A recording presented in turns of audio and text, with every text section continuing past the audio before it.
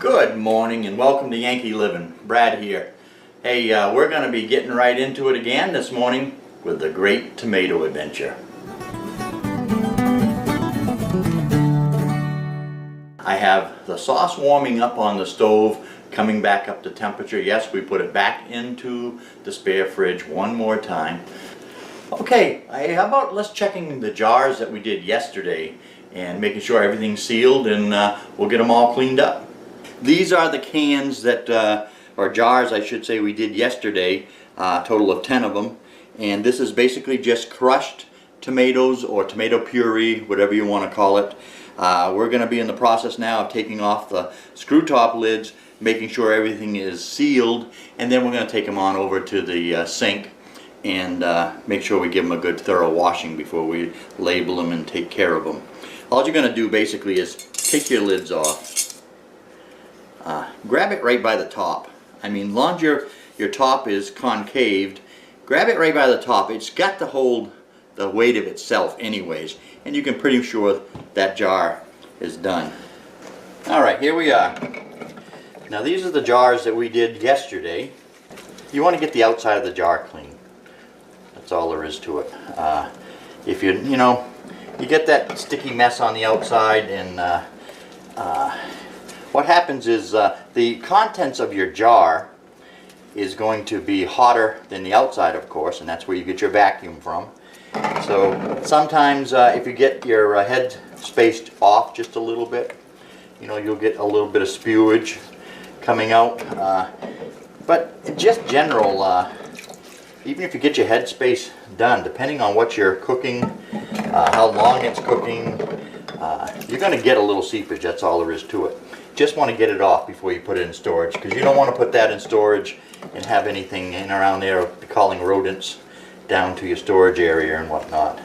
And you notice somebody asked me, oh, why do you take the screw top lids off? Well, I guess it's a personal preference, but I'll tell you my reasoning behind it. There's two actions to open in these jars.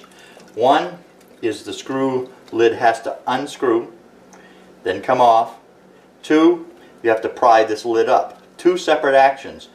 You put that lid on there and leave it on there. Sometimes you might not use that product for a year or two or more. If you put it down in a basement or in an area that's got a little bit excess moisture, or it doesn't even have to be very much. It doesn't take much for that lid to adhere itself with rust onto here. And I'll guarantee you, you take those screw lids on there and they get rusted on there just a little bit, and you might as well break the jar open because you have a hard time getting it off. So let me get these rinsed off, guys, and then we'll go from there.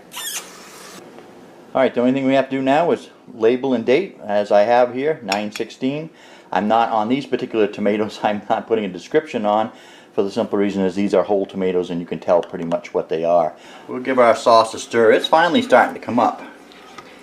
Hey, you guys watching? You didn't skip to another channel while I was off cleaning, did you? What I've got in front of you is what the ingredients that I put in this to make a mother sauce. What we canned earlier was just basic tomato puree with a little salt.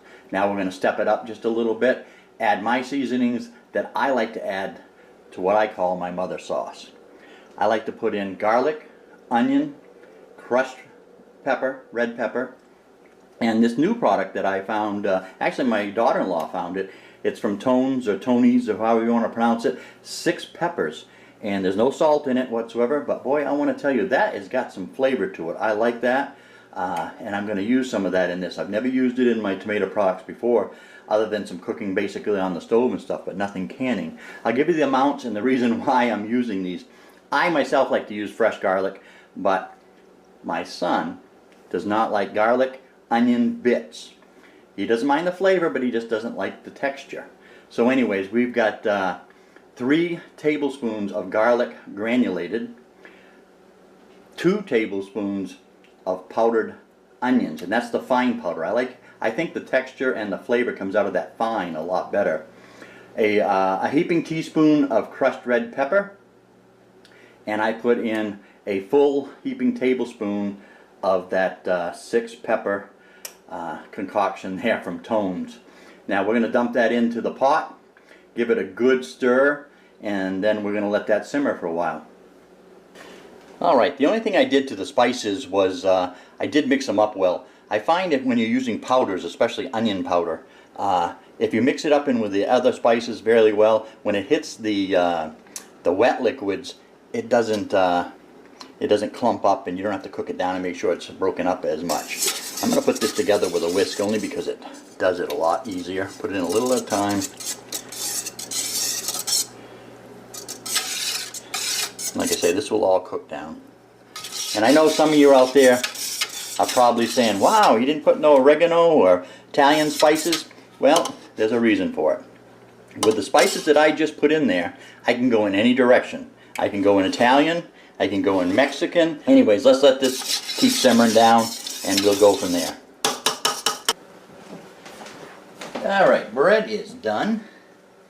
Piping hot. Woo!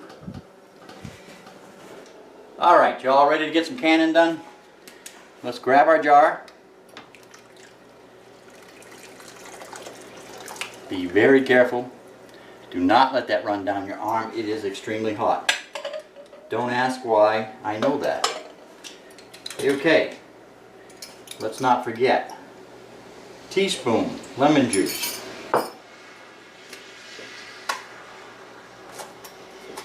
I'm only putting a 1/4 teaspoon of salt because I salted. As I start doing my sauces, I start adding a little bit of canning salt to it just to kind of cook it down and get the flavor that I'm looking for. I still usually end up doing about 1/4 teaspoon of salt.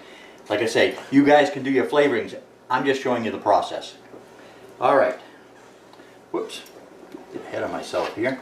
Let's fill this up.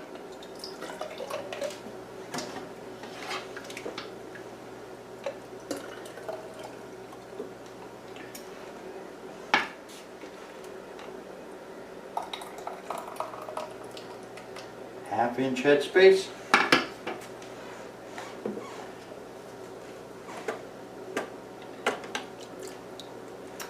Cover. New cover. Come on, you guys gotta tell me when I mess up like that. White.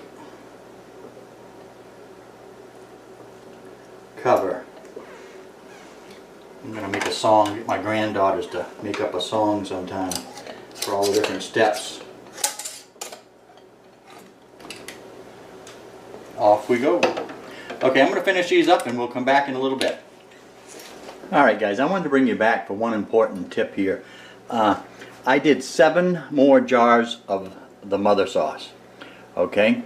And as you can see, the canner is not full. This will take 10 jars. But I do not want those other jars rattling around. Sometimes they'll actually fall over and lay down. All you do in that case is throw a couple extra canning jars in there. This way here, you know, none of your jars are going to fall over and seep all over the place and whatnot. So just a little tip there. We'll be back in a bit. I have been waiting for this all morning. Alright, as you can see, we got the last batch out of the canner and on the counter, cooling off. Hey, we're going to sign off for today. Wherever you guys are in your neck of the woods, be it morning, noon, or night, I hope you guys have a good one. Take care.